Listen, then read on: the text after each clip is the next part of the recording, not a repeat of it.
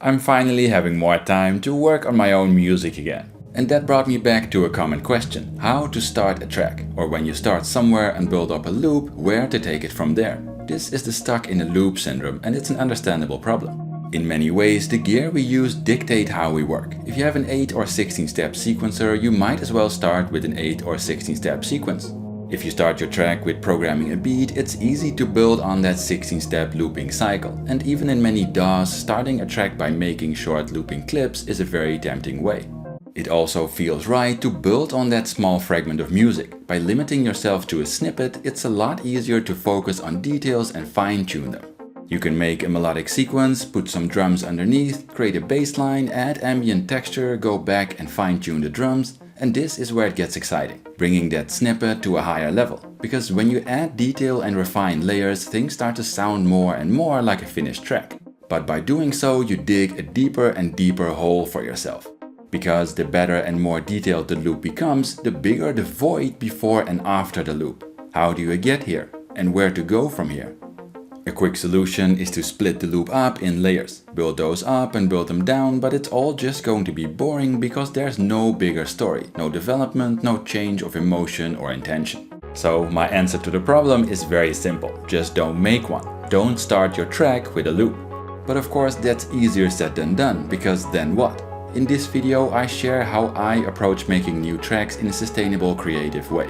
It's not the only way or hard truth. The creative process is personal. You can take from it whatever sounds inspiring to you or do things completely different.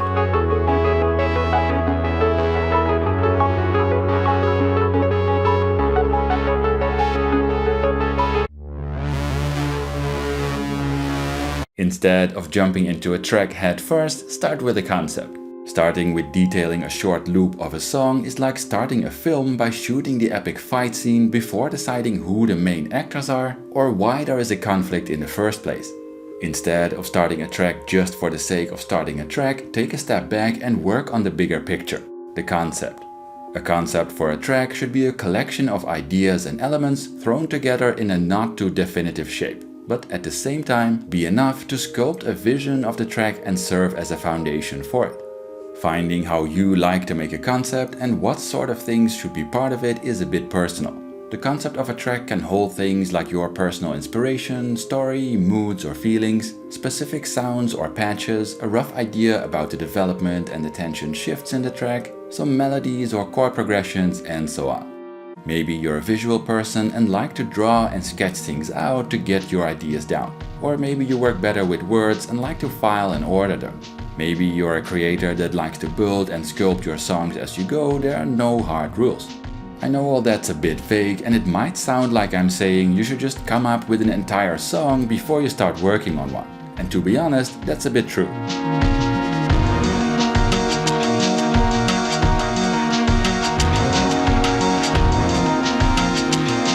Before shooting a movie, it's a good idea to have a story, maybe even a detailed storyboard. But how to do that for a track?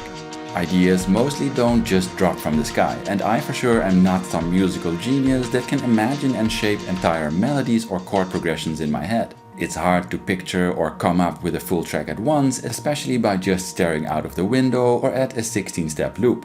If you don't have a lot of ideas or often get stuck in a track and don't know where to take it, it helps to create a routine that generates inspiration. This can be done by giving yourself space and time to explore elements, sounds, musical ideas, melodies, samples, and whatever you like to use in your tracks. It's more of a long-term strategy you need to spend time with, personalize and develop, but will result in a sustainable pool of elements that can be used to create the concept of your tracks again and again.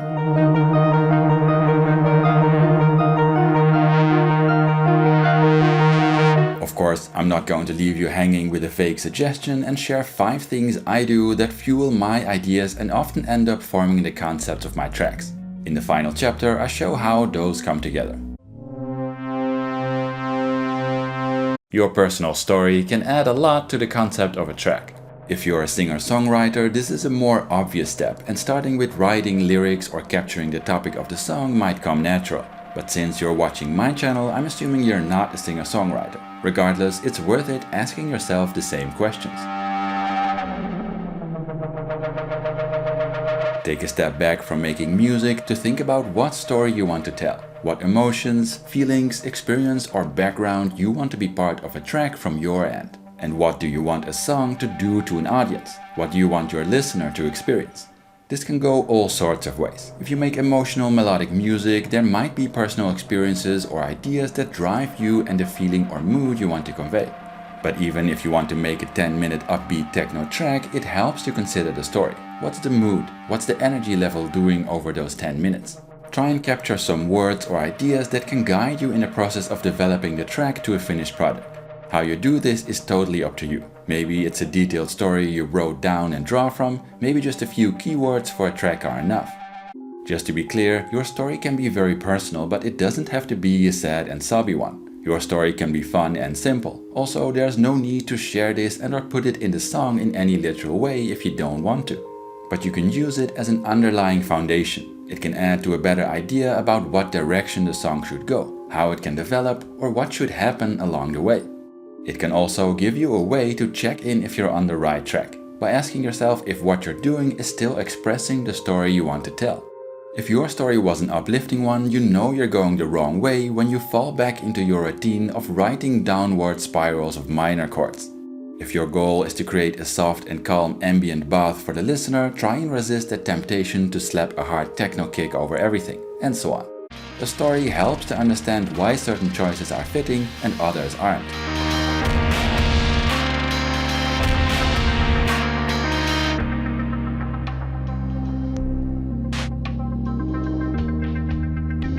In a more practical way, shaping a story can help a lot with the next step. Things that are static or repetitive become boring very quickly. When you work on a loop, it's easy to work some interesting small-scale dynamics into the loop. For example, to keep the heads interesting. But when you spread loops out over a track and just turn them on and off, everything still feels static in the long run because you skipped creating interesting movement and development that make up the bigger gestures in the track. Finding a way to create and collect ideas for these bigger gestures is valuable. How exactly is up to you. I've seen artists I respect create very expressive hand-drawn sketches to capture an idea they have. These drawings are very personal and like a custom language. You can use different tools, ways of drawing lines, color and whatever you like to represent whatever you want. I'm personally a bit more dry and like to make clean illustrations. I worked as a freelance graphic designer for a long time, so this works very quick for me. I also like that it's easy to change and alter things, and I enjoy sorting and organizing them. But maybe you don't like visuals at all and prefer to capture some development in words. For example, by giving a short description to different sections of a track. Whatever your preference, things like line, color, shape or words can be used to capture the bigger picture when it comes to the development of a track. Think of tracks as having different sections you give some core characteristics. A basic idea is just a single shape to catch the intensity of a track over time. For example, a calm wave during the intro, a build-up, a short quiet section before the storm, and then a main wave with a little break before the build-down and a more abrupt end of the track. Just a simple shape like this can help you give structure to a track. You can go as deep as you like. I like to work with a limited amount of ingredients, especially when writing for live performances. You can map out a track by giving shape to multiple core ingredients of the track. For example, the drums, bass line, lead and textured samples. Then sketch out what happens to each of these elements during the different sections of the track. It's easy to think of these shapes as representing volume, but you can express all sorts of things. For example, the frequency range of a melodic sequence, or how aggressive a distorted bass line is, even when the overall volume or presence in the track is the same. Again, this is a bit like developing a language that doesn't need to be clear to others. It's a way for you to collect, think about and visualize development in your track. If you want to get started somewhere, you can literally just draw random shapes and see what inspiration you can get from them. Here are a few examples. But also grab back to the previous step, your story. Think about how that story translates to a development. Is it a single build-up, build-down, multiple broken off attempts before a releasing wave, a calm section before a stormy one or the other way around, and so on. A very powerful trick to develop this is listening to the tracks of your favorite artists and visualize those. You can try and catch the development of a track as a whole in a visual or words, but also split a track up in different ingredients and sketch out what happens to the different elements during a track. Have a look at some videos about active listening if that's a new term for you. There's no shame in learning from and studying other artists you like. Sound design is a great tool to find inspiration. If you're a singer-songwriter playing the piano, this will be less part of your routine. But again, I'm assuming you're into more experimental electronic genres, and those have a lot of space for sound design. You can use this to your advantage. Specific sounds, textures or patches often end up being a crucial part of a track, but instead of designing a sound when you need one, you can use sound design in an earlier stage to inspire ideas. So incorporate it in your music routine, just like you would with finger exercises if you want to learn to play the piano. For example, pick a moment in the day, like the first thing you do every morning or at the end of the day before you leave the studio. Pick a favorite synth or module, or maybe that one piece of gear you bought years ago, and spend 30 minutes to an hour exploring just that device. When you work with programmable synths, this is easy. Just start with an initialized patch, learn about the device's possibilities, and create and store mono or poly patches, and make sure to give them usable names. On a modular, you can pick and explore a specific module like that new distortion unit in depth. Experiment with feeding it different inputs, using whatever you have to modulate it, what happens when you patch feedback, and so on. Make sure to write down patch ideas if you come across something nice. Whether you use standalone synths, modular tools or effects pedals, linking what you find to little audio clips is a very helpful tool. It's very easy to forget and lose sounds again, but a folder with 5-second clips of specific pad sounds or that idea with stereo distorted heads will be so much more likely to inspire you again in a later moment. On top of that, very often interesting and specific sounds want to be played a certain way. When you design a nice soft pad, you will be triggered to search for chords that fit well with it.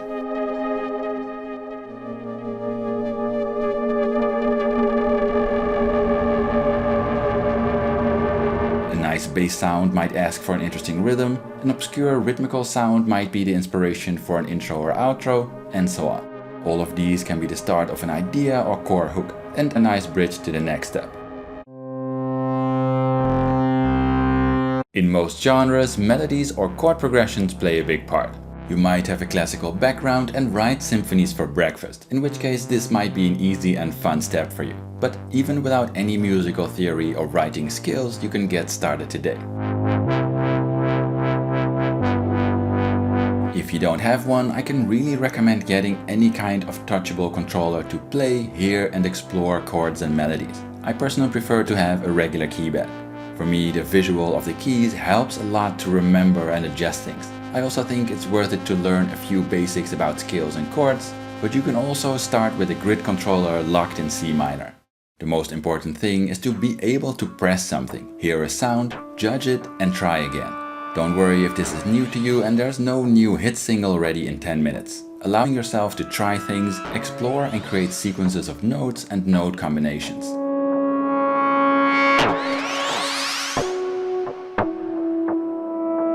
I might get back to my favorite ways of improvising on a piano or controller in another video, but you really don't need to be good at anything to do this at all. In fact, just start right now.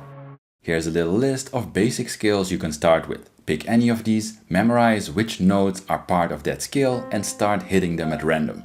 Train yourself to listen and make choices on the fly. If you play a note, where should the melody go next? Try something and you might find that it's not what you wanted at all, so try something else again and again.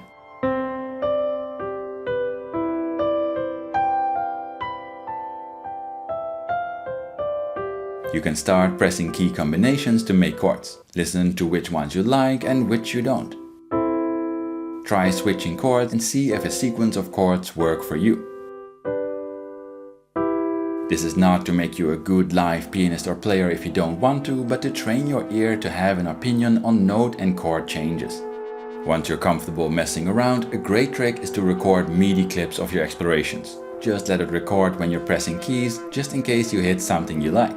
This way you can easily find back what you did and even isolate ideas you like in folders or clips to collect them. You can also use these clips to play patches and sounds you created in the previous chapter and tweak MIDI sequences over time. A chord progression doesn't have to be made in an hour. Sometimes a variation you make months later suddenly works with a specific sound and hits the spot. Just like with all these steps, all of this is not to write entire songs from start to finish, but to inspire ideas that can be used as part of a concept.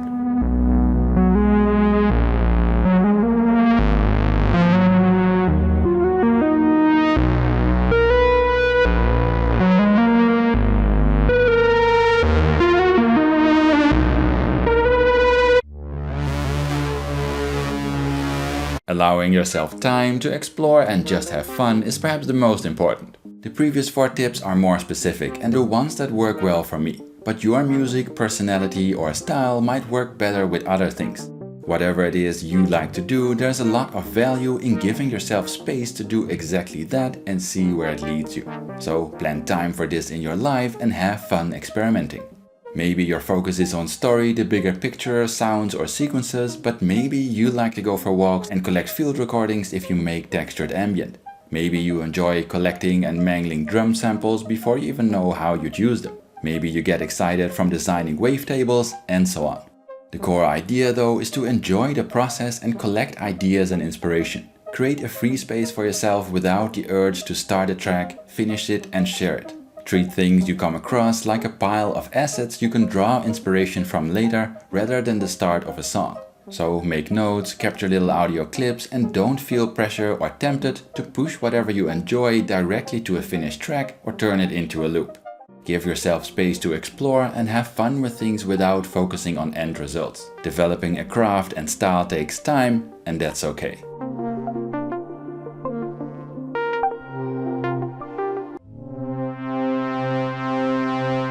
So how does it all come together? When you find a routine that includes some or all the things in the previous steps, you create a pool of ideas and inspiration you can draw from. Some might be vague, some practical, but this pool allows you to pick elements and mix and match to create concepts that form the basis of a track. For example, maybe experiences with lockdown COVID are the inspiration for a story. That feeling really fits a certain synth pad made a while ago, and that pad led to a couple of basic chord progressions stored in MIDI clips. The story's mood fit a few field recordings, and as a rough visualization for the development, it fits stretched lingering waves. Maybe with the pad chords, the field recordings, as well as 1 or 2 minimal repetitive sequences fading in and out, sometimes overlapping and layering up, sometimes more in a solo spotlight. This example pile of things is a powerful concept. It holds a core story and mood that means something. Some ideas about development, sounds and even some samples and chords already made that can be used to get started. It's a compact set of elements that can easily be sketched out or written down and stored as a concept. Still, when you base a concept like this on your material, it triggers a lively vision of a track, all without getting stuck in deciding on exact chords, melodies, drum samples or even what key the track is going to be in. With a larger pile of inspiration, you can create multiple concepts like this. For example, when you want to make an album or a live set, all without even writing a note, making a patch or getting stuck in a beat. You can mix and match elements and ideas, move them around and create multiple rough concepts that feel like good ideas. Then see which concepts get you the most excited. When you start working from a concept like this, you have a completely different foundation. Instead of an isolated, detailed loop in a dark void, you have a warm bed of ideas and guidelines that cover the entire track. You know what elements play the biggest part, how they develop, where they need to work together to carry the track, and so on.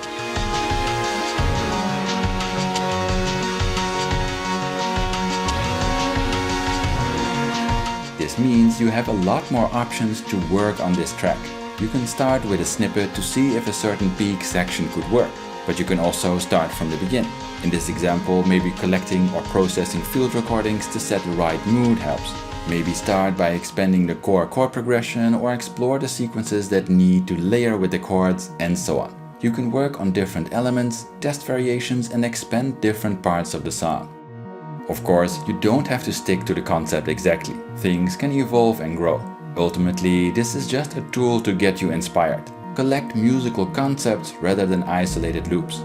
There's still a lot of exploring and trial and error to be expected when you want to take a concept to a finished track. But that is food for another video. I hope you got some value out of hearing my process. This was a bit of a different video for me. If you'd like to share your thoughts or methods, feel free to do so in the comments. Have a look here if you'd like to learn more, and as always, smash that like, subscribe and bell button if you want to see more Mynmytar content from me. But that's it for now. Thanks for watching and see you next time.